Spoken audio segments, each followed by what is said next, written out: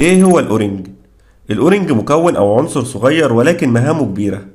الاورنج مكون اساسي لمنع دخول السوائل او الغازات او العكس برضه، بحيث بتمنعها من الخروج من الحيز اللي هي فيه.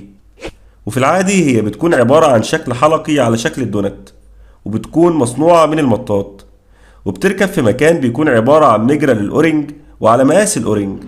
طيب ازاي الأورنجات دي بتشتغل؟ في حالة لما يكون الضغط منخفض ولما بنركب الوش على الأورنج، الوش بيضغط على الأورنج وده بيخليه فيما بعد يمنع الغازات إنها تعدي لما يكون في ضغط. فلما الضغط يعلى في النظام، ضغط الغاز بيحاول يخرج ولكن بيلاقي الأورنج قصاده، فكل اللي بيعمله ده بيخلق قوة على الأورنج، والأورنج ده بيحاول يقفل أي مخرج أو جاب، وبالتالي الغاز ما يعرفش يعدي أو يهرب. ولذلك الضغط العالي بيخلق أورنج شغال بكفاءة عالية وبيمنع الغاز إنه يعدي. ولو محتاج أي مساعدة سيب كومنت وهنبعتلك ملفات